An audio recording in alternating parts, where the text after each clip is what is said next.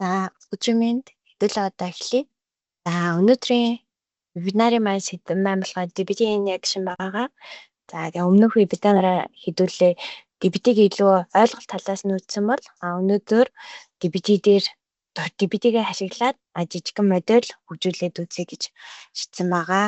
Өнөөдөр хэдүүлээ ер нь бол энэ үндсэн 7 алхмыг бол хийж үзэх байгаа. Тэгээд эхлээд та хэдтэй ямар ч тач жижигхэн ойлголт өгье гэж шийдсэн байгаа. Short table дээр ажиллахаас гадна за raw data маань яагаад ийм fact болон dimensional бүтцтэй болсон тий тэгээд DBT дээр ямар data cleaning хийж байгаа DBT тест за DBT-гээс гарч байгаа documentation бодлогын lineage за буцаага DBT-гээ хэдүүлээ китап руу бол оруулж үзэх байгаа. Тэгээ эцсийн үр дүнд хэдүүлээд эцсийн user буюу end user зориулагдсан дашборд нь шууд ашиглах боломжтой data product-ыг үүсгэж бол харах байгаа. За энэ болгон өмнөх вебинарыг бодлон өнөөдөр бид нэр юу их вэ талаар хараасан байна. За тэгээ өнөөдөр болохоор хэдүүлээ ийм бүтцлэгдээгүй raw data-наас data product ер нь бол үүсгэж үзэхээр бэлдсэн байгаа. DBT-гийн тухай ойлголтыг вебинар нэгээс бол бүгдийг авсан байх гэж ойлгож байгаа.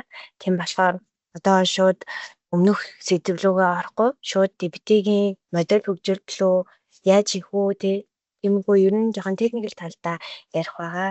Би тэд өнөөдөр яасан бэ гэхээр за Excel-ээс нэг файл аваад тэрийгэ database руу оруулаад тэрийгэ бүр мэдлийн архитект болгонгуудаа fact dimension бүтцээр ингээд тable үүсгэсэн байгаа. Тэхийн тулд эхлээд хэдүүлээ. За яагаад star schema яагаад fact table яагаад dimension table ингээд энэ тухай нэг жижигхэн ойлголт авъя гэд шийдсэн байгаа. За star schema маань болохоор нэг fact төснөлтийг болохоор олон dimension хүснэгтэй шууд тойруулсан энэ зохион байгуулалт байдаг. За тэгээ энэний гол давуу тал нь юу вэ гэхээр одоо fact-аас dimension руу нэг шатлал байдаг. Тиймээс л BI тэгвэл дашборд дээр хурдан ажилладаг. Нэмээд journey top бол зөвхөн байдаг байгаа. За тэгээд fact болон dimension хараад dimensional моделийг ер нь бизнесийг хэрэглэгч ингээ хараад унших боломжтой болчдөг байгаа. Өмнө нь ингээ transaction base дээр болохоор яадаг вэхээр баз ингээ хараад ойлгох ихээр ер нь бол төвхтэй байдэн шүү дээ. Тэгээд датагаа үзэн заавал нэг ERD-ийн харин энэ warehouse, house-ын төвшөнд үүссэн dimensional моделийг бид нэр бол ингээд ямар ч user бол ингээ хараад уншаад ойлгоход боломжтой байгаа. За тэгээд энэ модулийн маань бол хамгийн том давуу тал нь болохоор эргээд ихэд бол тохиромжтой. За ер нь бол датанаас хамгийн эцсийн үр дүндээ бол бид нэр ингээд дашборд ч юм уу тайлан мэдээ гаргадаг байгаа. Тэгэхээр юу вэ гэхээр тэр бүгд маань агрегат хийдэг. Тэгэхээр dimensional model маань өөрөө агрегат хийх боломжийг нь болохоор хэлбэрчлээд өгчдөг. За fact table байгаа. Энэ болохоор манай бол dimensional моделийн хувьд бол хамгийн үнэн бүртгэлийн table байгаа. За энэ table маань юу хадгалдаг гэхээр хэмжиж болох болон ийм тоо үзүүлэлтүүдийг хадгалдаг байгаа. Жишээ нь болохоор борлуулалтын дүн, сараар, жилээр за эсвэл бараа бүтээгдэхүүний тоо ширхэг, за орлого зарлахын мэдээлэл ч юм уу энэ бүхнийг авчдаг. За тэгээд буцаагаад энийг бид нэр агрегат хийгээд үүсгэхэд бол их хялбар байдалтай байдаг байгаа. За fact маань болохоор ер нь бол user болон foreign key гэсэн хоёр төрлийн багантай байдаг. Тэгээд foreign key нь болохоор мэдээж dimension table-тэй бол relation бол үүсэж байгаа. За dimension table бол ер нь бол бидний мэддэг бол лавлах хүснэгт байдаг байгаа. За тэгээ юу вэ гэхээр хин юу, хаана, хизээ гэх мэт одоо ерөнхийдөө бол fact table-ийг шүүж бүлэглэх боломжоор нь бол нуудаг ийм table бол байгаа. Энд бол нэг fact table болон 3 dimension model бол dimension table бол харагдаж байна тий. За хэдүүлээ болохоор модель үүсгэхдээ болохоор хамгийн чухал зүйл нь болохоор grain-аар тодорхойлох байдаг.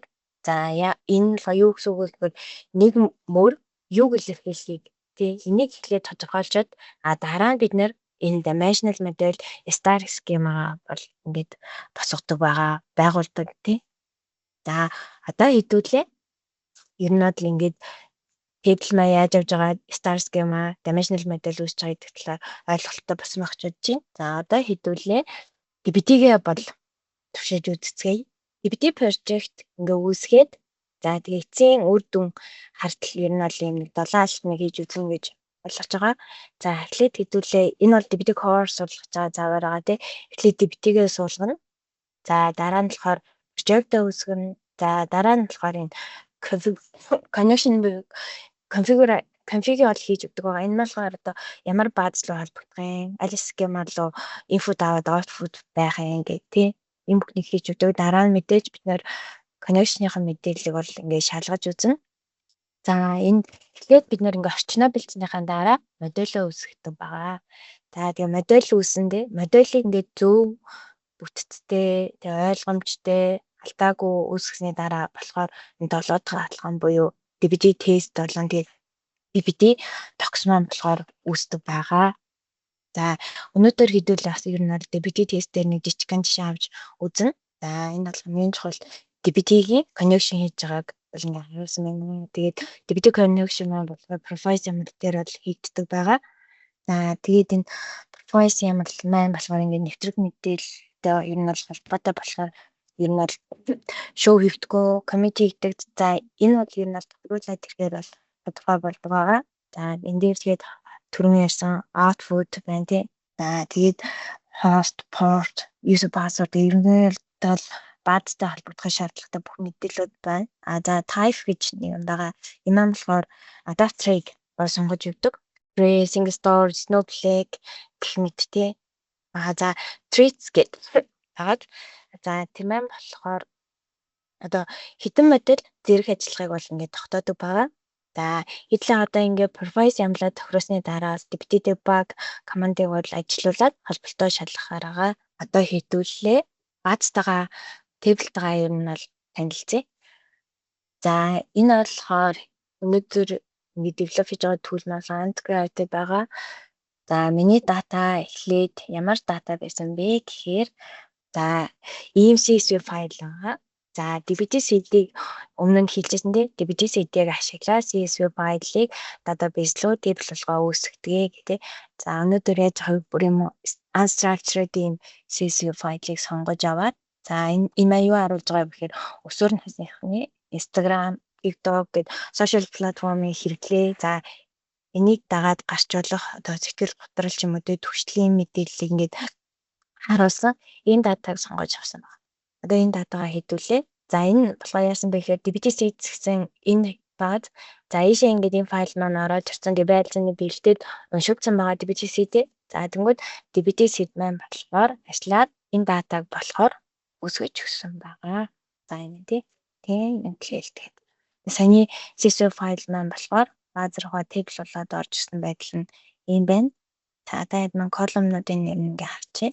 За одоо ийм файлыг хэдүүлээ.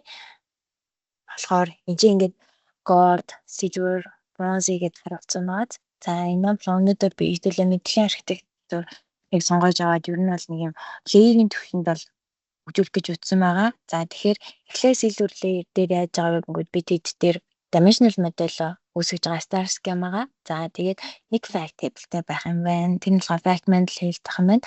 За дараа нь болохоор юм 3 төрлийн dimensional table бол үүссэн байгаа. За social interaction тэгээд platform demographics гэсэн юм 3-ыг л үүсгэж авсан байгаа. За өмнө хэдүүлээ ингээ ярьжсэн шүү дээ тий. За DBT дотор ингээд graph table-с ч юм уу тий ингээ дата дуудахтаа source-ыг ашиглана. Загаад DBT-д ингээ модель болгоод ашиглахтай болох нь ref ашиглаад дуучдаг гэдэг. Одоо хэдүүлээ энэ модель харъя. DBT дээр ингээд config хийж өгдөг байгаа. За энэ маань болохоор модулийн түвшний config болоод өгчдөг. Ерөнхийдөө бол config нэг бол хийгээд өгчдөг.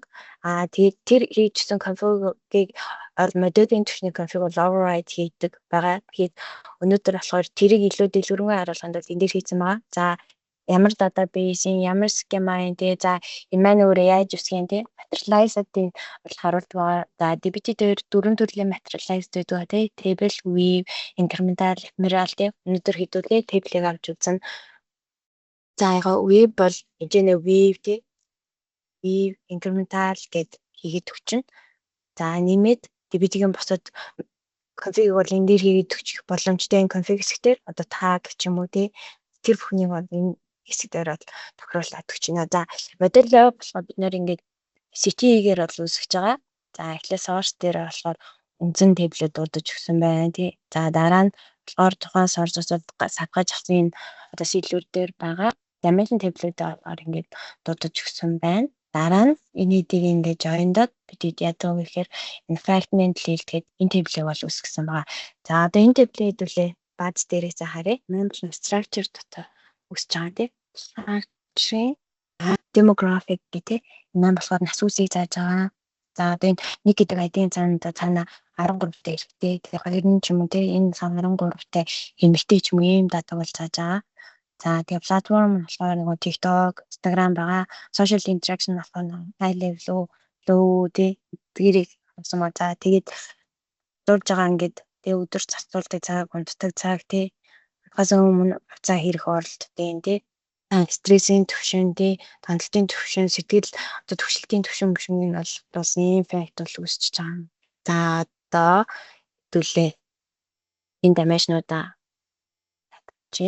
За тиймээд гээд structure layer дээр болохоор тэдний dimensional model бол ингээ үүссэн байгаа. За энэ дээр ер нь бол хийж том датаыг сонгож авах байгаа. Жижигхэн ойлгомжтой дата сонгож авъя гэж утсан байгаа. Тэгээд юу гэж байгаа nuclear effect дээр ер нь архитектур ашиглах юм бол тэгээд bronze, structure, gold гэж үүсэж байгаа шүү дээ тий. Тийм болохоор ер нь бол за bronze дээр болохоор raw data байх юм байна тий. За BDD bronze маань одоо энэ харагдж байгаа land ахгүй юу? За энэ дээр жоохон төрөлхлөөсгөр болчих. За одоо ингээд ямар DBMS ашиглаж байгаас хамаарат нийслэл өөрчлөгдөж болдог байхгүй юу? Одоо шинэ land structure consume тий.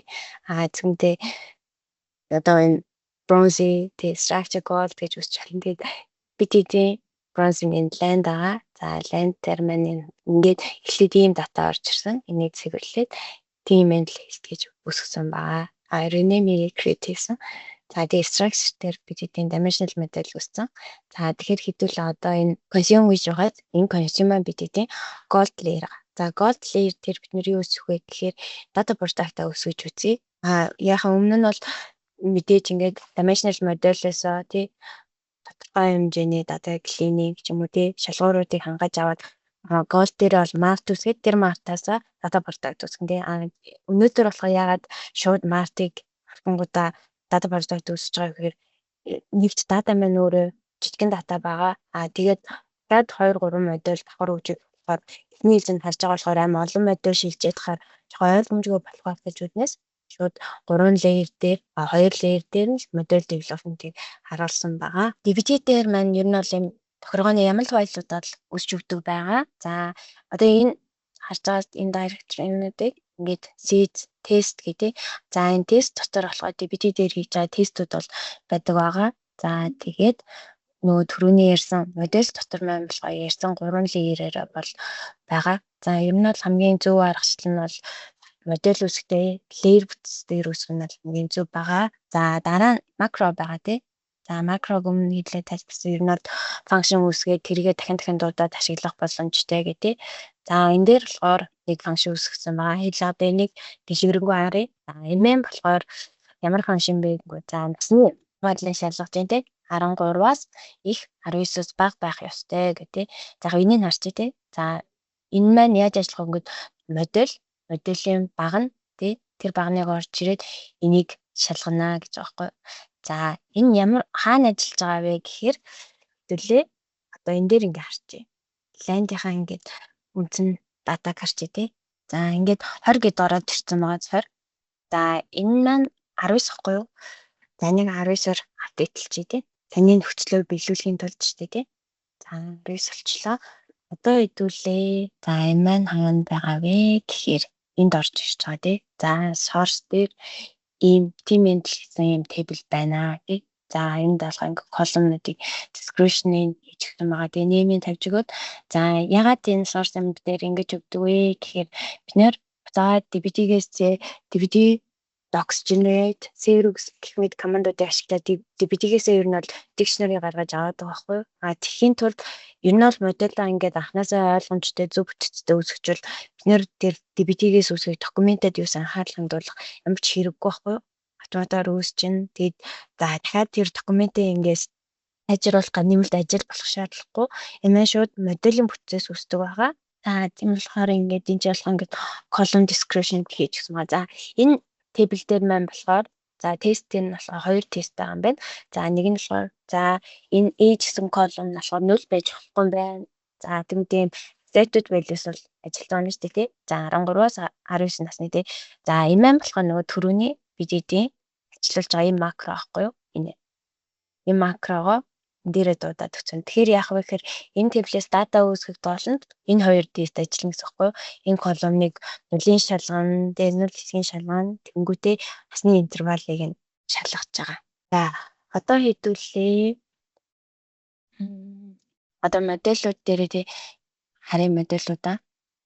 За сэлүүр дээр ингээд одоо энэ fact model-ыг үүсгэхийн тулд тий энэ модельүүдийг дуудсан байна. Түүнтэй source-оос land гэдэг маань одоо түрүүн заасан schema хон land schema-гийн dimension хийлдэгсэн энэ таблыг бол дуудаж ашиглаж байна гэдэг. За одоо хэдүүлээ модель ажиллуулад үзье. За энэс шууд эндээсээ ингээд хэлж харчи. Ойлгомжтой. За ингээд модельүүдаа ер нь бол ажиллуулад үзсэн байгаа байдал маань нөхгүй. За энд нэг энэ дээр бол алдаа заасан байна тий. DBT build ажиллуулад үзье. За DBT build маань яаж байгаа юм гээд нийтэд манай project ингээд ажиллуулад үзчих жоохгүй build хийгээд за энэ ингээд мэдээлэлүүд нь штэ тий. Ажилласан уу, тайлсан уу тий. Бүгдийг ял эндээсээ ингээд харчиж байгаа. За одоо яасан бэ гэхээр бид хэдэд маань болохоор энэ fact model хийлгээд энэ дата маань болохоор үүссэн байгаа. За одоо хэдүүлээ энэ таблээ теклээд үзье. За ер нь бол саяны харснаар бол ингээд тестийг бол одоо энэ source YAML дээр зааснаар бол ингээд хийждэг. Нэмээд арай асан дэвшний тестүүд байх юм бол өөр олон сонголттой тийм macro дээр нэмж олно тийм macro-гийн гадна макрог ашиглаад эсвэл өөрөө шууд энэ тест дотор ингээд тест бас бичиж ашиглах боломжтой байхгүй юу? За та хэд маань энийг бас ингээд туршаад үзээрэй. За DBT дээр бас нэг хялбар байдаг юм юу гэнгүүт бид одоо энэ модель байгаа шүү дээ тий. За яг модель ингээд дангаар нь ажиллуулж болно. Тий. Энэ ч бүрөө бичсэн юм дээ. За тэгвэл ингэхгүйгээр бид нэр одоо энэ голдих ч юм уу те сэлүүрийнх ч юм уу те ингээд энэ паттерн бол нийцнээ ажиллуулах боломжтой. Нэмээд DBT дээр ингээд tag бичиж болдог. За одоо энэ чинь нэмээд tag гэж бичээд за тэр tag маань юуг илэрхийлэнгүү за энэ маань fact table шүү. Энэ маань dimension table шүү гэх тий. Дараа нь яадаг вэ гэхэд модель ажиллуулахдаа тэр одоо батарей ч юм уу те эсвэл зааж өгсөн агаараа бол ингээд ялгаад ажиллуулах боломжтой. Тэгэх юм бол одоо daily бид нэр ингээд fact table ажиллуулна. За 7 хоногт dimension table ажиллуулна ч юм уу тийм кейс дээр хам бол ингээд tag нэр ч юм уу бичиж өгөөд config нь бичиж өгөөд тэгээд ажиллах боломжтой байгаа. За одоо хэдүүл DBT-гээс юу гэж үзье. За DBT дээр документ гэж яригадаад байгаа шүү дээ тий.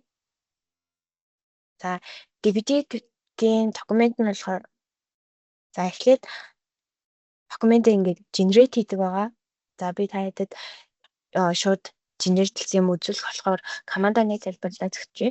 DBT дээр документыг generate-лээд за дараа нь документ save хийдэг байгаа. За энэний дараа яадаг вэ гэхээр DBT маань энэ local host дээр 88 port дээр бол ер нь бол биднэрт ингээд документ бол оруулцдаг байгаа. За энэ бол ингээд BDD саяны үүсгэсэн project-ийн DBT-ийн вебинар гэдэг. За тэнгуүдээ ямар модель байгаа, ямар layer-тай байгаа тий. Энэ бүгд маань ингээд харагдаж байна. За жишээ нь одоо энэ таблыг сонгоод авчи. За энэ дээр түрүүнд тайлбарлаж өгсөн тий description-уудыг оруулаад өгсөн байна тий. За нэмэлтээр мэдээлэл нь оруулж байл энэ хэсэг маань ингээд бол full болсон харагдаж байгаа. За data test нь юу гэж байгаа тий. Ингээд энийг ингээд автомат ингэж ашиглаж байгаа тий. Тестээр ийм ашиглаж байгаа тий. За reference bind гээд за ямар юу үсэж байгаа эндээс энэ моделлоос дахиад цаашдаа юу үсэж байгааг би нь бол эндээс харж байна тий. Энэ дөрвөн төрлийн data part бол үсэж байгаа юм байна. За энэ моделийн кодыг харъя. Модель маань энэ кодоор ингэж үсэж байгаа юм байна. За тэгвэл энэ моделийнхаа data lineage-ийг харцгаая. За эхлээд болохоор land дээр юм тийм handle хийлдэгсэн юм row table энэ тий. Энэ row table-ээсээ бид нэр за ийм 3 төрлийн ийм dimension table-ыг бол салгаж авсан тий. За тэгээд мөн энэ fact table-ыг structure layer дээрээ cellular layer дээрээ ол үүсгэсэн.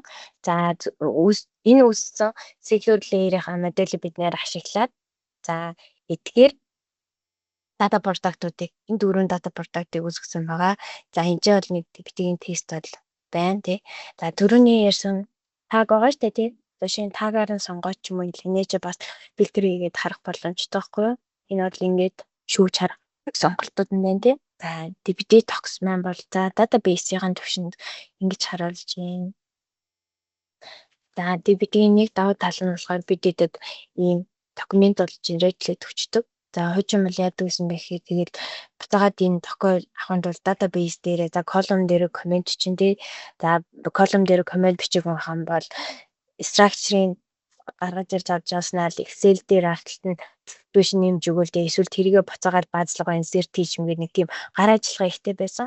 Харин одоо DBT маань юу вэ гэхээр одоо нэг сумаар хоёр туулаа битэж байгаа байхгүй яаж байгаа вэ гэхээр би тэгэд нэг модель үүсгэсэн тэр модель буцаагаад багийнхантайгаа хамт ашиглаж байгаа.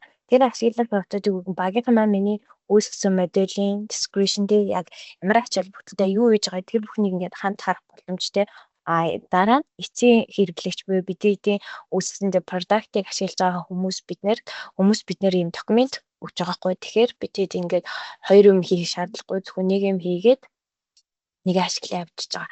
За бидний нэг бас том давуу тал нь болохоор одоо CI/CD байгаа. Тэгээд GitLab, Bucket зэрэгтэй ингээ холбогдоод ажиллах боломжтой. За хэрвээ ингээ бидэд push pull хийгээд нэг репортыг багийнхантайгаа ингээ ашиглаа яваад байх юм бол юм бол давуу талахгүй ягаад гэхээр бидний ингээ параллел хөгжүүлэх боломжийг болохоор ингээ DBT маань ингээ олгоод өгчөж байгаа. За өнөөдөр болохоор жишээ болгоод энэ GitHub дээр оруулсан байгаа. За ингээ GitHub дээр бид түрүүний үүсгэсэн харсан модулууд тий layer болгоноороо за энэ тэгээд нэмэлт конфигууд нь бас орж ирнэ. За энэ GitHub ч юм уу Bitbucket бид нэр ингээ багийнхантайгаа ашиглаад тэгээд параллел хөгжүүлэлт хийгээ явах маань цаг хугацааг чивнэн бас нэмэхэд давуу тал болж өгч байгаа байхгүй юу? Тэгээ одоо энэ дээр чи version control эднэр хийн тий. За буцаагаад энэ GitHub-аас ч юм уу тий бид нэр энэ сорсон агуулгуудаа upgrade хийх боломжийг бас давуу тал болгоод өгчдөг байгаа. За тэгээд DBT core бол ингэж явж байгаа. За DBT cloud байгаа тий. Cloud маань болохоор яадаг вэ гэхээр ийм өөр интерфейстэй энэ дээрээ бид нэр хөгжүүлэлтийг чинь тэгээд нэмэх нь өөрөө юм orchestrate хийдэг байгаа. Тэгэхээр болохоор энэ бол бас DBT cloud-ийн том давуу тал нь болж өгдөг. Бид нэр cloud-тай байх юм бол нэмэлт orchestration tool эднэр сурах гэж ч юм уу тий цаг заваа өргөх шаардлагагүй. DBT дээрээ өөр дээр нь ч юм уу job schedule эднэр тохируулаад ажиллах боломжтой байгаа. За одоо хэдүүлээ. Тийшээ оръё тий. Имэн болохоор ингээд бид тийм түрүүний яриадсан болохоор за эхлээд data product за хэдүүлээ эндээсээ бас нэг аль тарчээ. За ингээд data product гэж нэг ойлголт бол одоо л гарч ирээд байгаа тий. Өмнө нь болохоор яадаг байсан бэ ингээд за нэг юм тайлан мэдээ гарах хэрэгтэй, нэг юм дашборд хэрэгтэй байна гэл тий. Тэгэнгүүт тэрэнд ингээд одоо тэр data engineer нь ч юм уу тий developer нь нэг mart бэлдээд өчтдөг тий эсвэл нэг view гаргаад өчтдөг тий тэрийгээд хариуцах эзэнгүү дараа нь ингээд арчлах эднэрд ингээд дутагдaltaй болоод ирчдэг байхгүй юу тийм болохоор ингээд нэр data product гэж яриад байгаа data product маань яадаг вэ ингээд дараа нь энэ data owner-тэй болж болдог боломжтой тэгээд data product-ыг одоо end user маань ашиглахад бол хамгийн давуу тал нь болж өгдөг юу гэхээр end user дээр ахаад боловсруулалт хийх шаардлагагүй байхгүй. Data product-ыг шууд аваад нэмэх нь одоо ингээд data product-ыг data cleaning ч юм дээ data quality гэдэг шалгах шаардлагагүйгээр зүгээр шууд аваад ашиглах боломжтой байгаа. Тэгээд data product-ыг ингээд table буюу юм энгийн модульлоос ингээд юу ялгаж өгдөг вэ гэхээр энэ үндсэн дөрвөн төрөл байгаа. За энэ маань болохоор contract байгаа. За тэгээд энэ контракт маань болохоор ингээд одоо тэр нөгөө нөлмөл ч юм уу тий. Нөл эдрийг нь болохоор ингээд шалгаад бэлтгэсэн датанууд байна. Одоо энэ owner and SLA гэж байна тий. Service layer agreement гэдэг. Энэ нь болохоор юу байгаа байхгүй юу? За ингээд хэрэглэгч болон тий одоо энийг ингээд хангаж байгаа хүн хоёрын хоорондох тийм стандартууд болон хэмжээсүүдийг хэлж байгаа. Тэгэхээр одоо аналитикийн баг тий энийг бол ингээ хариуцна. За түндээ энэ маань болохоор яадаг вэхээр энэ дата продукт маань өдөр болгон шинжлэхтэн эсвэл ингээд 12 цаг тутам шинжлэхтэн ч юм уу тий энэ бүхний энэ энгийн темплээс болохоор продукт маань энэгээр ялгагдаж өгч байгаа. За тийм мэдээж бол докюменташн байгаа. Өдөр бүрийн ингээд тодорхойлсон ойлгоход хялбар тий одоо шинэ ингээд нас болон хүүсийнхэн дундаж ч юм уу тий аль зэний бэлдээ тодорхойлоод гаргаад өгсөн докюменташн байгаа. За энэ хэрэглээ нь байна юу гэхээр хэрэглээ нь шууд тодорхой байдаг байгаа. Дата продуктыг юунд зориулж чинь тий яг тэрэндээ ингээд бэлдээ гаргаад өгсөн тий. Тэгээд одоо дашбордод зориулаад тий мэдээлэл нь хангаад боловсруулаад дата quality зэрэг хангасан юм бэлэн датаг ингээд дашбордод ингээд зориулаад бэлдээд өгчөж байгаа. Тэгээ энэ маань болохоор буцаа дашбордод бол ингээд давуу тал болно. Одоо шинэ BI tool дээрээ амар олон үйлдэл хийдэг бол дата продукт тэр бүхнийг өөр дээрээ хийгээд датагаа бэлдээд датагаа хадгалсан ийм бэлдсэн баатайгаа болохоор намайг давуу тал болоод өгчөж байгаа. За хэдүүлээ болохоор жишээ болгоод ийм нэг 4 дата продукт үүсгэсэн байгаа. За энэ дата продукт тий. За энэ depression-ы рискийг ингээд харуулсан байна тий. За энэ болохоор за энэ refresh гэсэн юм шүү дээ тий. За үндсэн энэ үсгэж байгаа fact model хийгдсэн ингээд модель бол ингээд дуудаж जैन тий. За мөн нөгөө тодорхойсон 3 dimension тэмлээ дуудаж जैन. За энэ бол ингээд CT-г бол уншихад бол ойлгомжтой шүү дээ тий. За consume дээр үсэн. За энэ маань болохоор ингээд таблээр үсгэх юм байна шүү тий.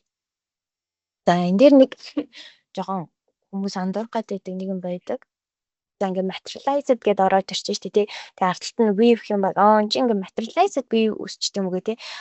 Weave болон materialized weave хоёр бол ингээд тусдаа ойлголт тахгүй юу? Энэ materialized болохоор юу вэ гэвэл DBT-ийн зөвхөн config-ийг хэлж байгаа тий. За энэ маань weave-ээр үсгэх юм уу, table-ээр үсгэх юм уу жаа тий. Одоо хуучин бид нэр болохоор за weave гэж ярьдаг тий. Энэ маань болохоор бэлдсэн query-нээс бид нэр ингээд result-ийн query бичлэлээр result-ийг харуулдаг тий. Тэр query-г ингээд байнга их биеэр нь ингээд ашиглаад авахгүй тий. Одоо жишээ нь ингээд function дуудаж байгаа юм шиг table name дуудаад ашиглах боломжийг олгодог гэсэн. Materialized view маань болохоор physically тий тэгэл бүр ингээд space эзлээд аль хэзээ тэр script-ийг ашиглаад create гэсэн table гэдэг. Тэгэхээр энэ дээр нэг тэр хэсгийг ингээд ойлголтын зүг рүү гарах гэдэг шүү. Тэгэхээр энэ materialized маань болохоор DBT-ийн config байгаа. Энэ маань болохоор энэ модель маань базын орчинд энийг weave-ээр үсгэх үү эсвэл table-ээр үсгэх үү те жишээлбэл инкрементал юм ч юм уу тэр тохиолдол зааж өгч байгаа шүү. За энэ data product-ндээ бүгдийг ингээ average хийгээд round хийгээд те гаргасан датаг байна те. Тэгэхээр бид эдийн эцээ өөр яаж байгаа вэ гэхээр энэ select-ээс манай маркетж байгаа энэ бодлуудыг хийгээд за ингээд data product байна те. Энэ ингээ аваад team юм joinтэй ийм юм шалгаад ингэж үүсэж байгаа юм байна те. За жишээ нь бид нэр ингээд хэрвээ бид нэр data product юм уу үүсгээгүй байх юм бол одоо энэ модель итер маань яг үгээр энэ бүгдийг ингээд layer-ийн төвшөнд хийгээгүй байх юм бол энэ маань ер нь бол их замбраагүй байдлыг үүсгэх нь одоо буцаагаад юуж юм end user дээр ч юм уу энэ RAM дээр хийх ч юм уу тийм байдлыг үүсгэх хараа бид нэр ингээд DBT моделийг ашиглаад layer болгоноор ингээд data cleaning хийгээ data quality эдрийг ашиглаад цалгаа явж байгаа эцсийн үр дүндээ data product маань болохоор цэвэрхэн бүтээцлэгдсэн хин ч аваад ашиглах боломжтой. За end user дээр болохоор эмэлт зүйл хийх боломжгүй тийм датагаар бол хангаж явж байгаа. За DBT-г та ер нь ийм томор битгий одоороо ингээ хүнд хүчрээр SQL мэддэг бол тэгээ DBT мэддэг гэсэн ойлголт байгаа байхгүй юу. За одоо эндээс харуул энэ нь бол ингээл зүгээр сити байгаа ч тийм бид ингээ өдөр тутамдаа бичдэг query.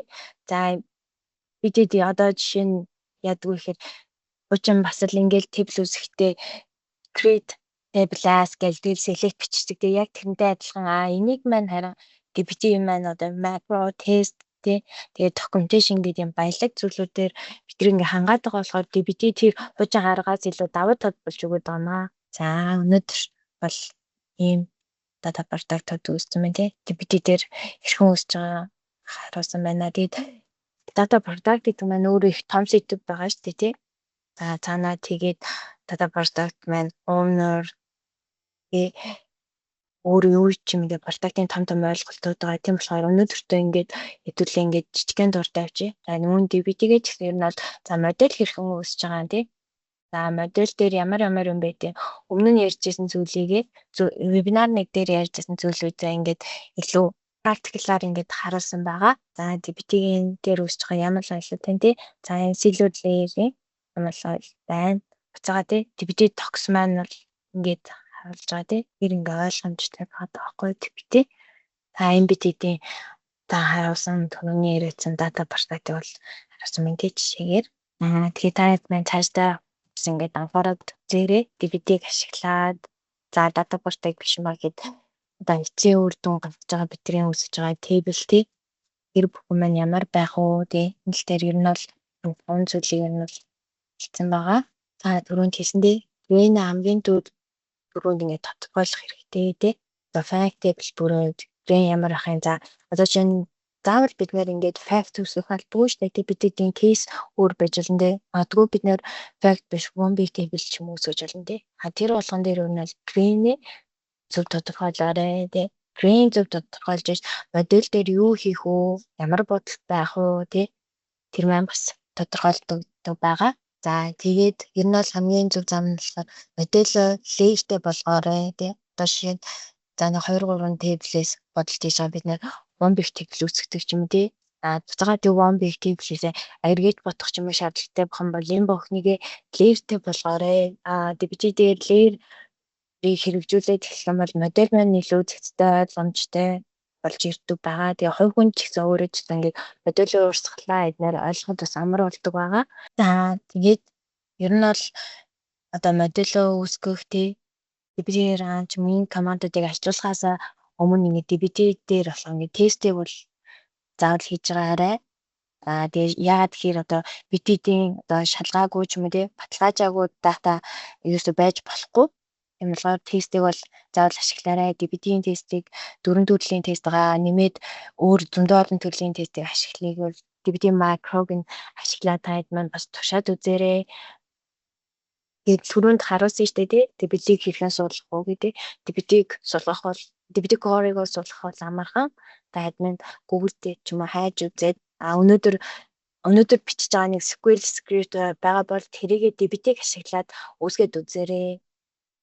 Тэгээ VB ч юм уу эсвэл өдөр болгон ажилладаг процедур байгаа бол тэрийгэ DVD рүү хөрвүүлээд үзээрэй. DVD модель болгоод ажилуулад үзээрэй.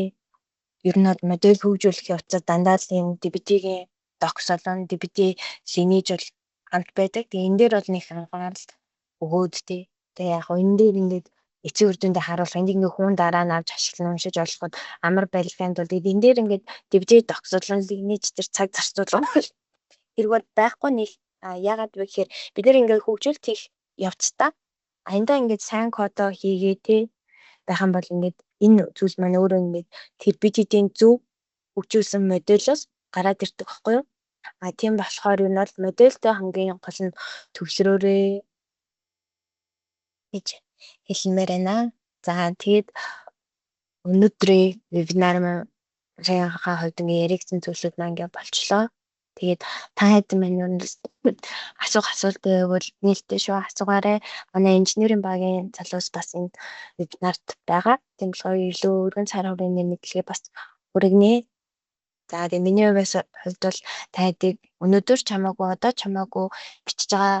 Одоо энэ вебинарт бол ингээд ямар нэгэн хэмжээгээр юм уу те сэлийг бичдэг хүмүүс бас байхгүй байсан ч гэсэн GPT-г суулгаад тий тэгээд GPT-гээр нэг жижигхэн чулгай модель үүсгээд үзээрэй. Тэгээд та ингээд өдөр болгон үүсгдэг. Одоо тэр script процедураадаас ингээд GPT-г ягаад GPT даваа талтай байгаа гэдгийг бол ингээд өөрөө үүсгэж үзээд илүү сайн ойлгох ба. Тэгээд GPT-г ашиглаад үзээрэй. Тэгээд өнөөдрийн вебинарт маань цаг зав гаргаад оролцсонтой бүхэндээ баярлалаа.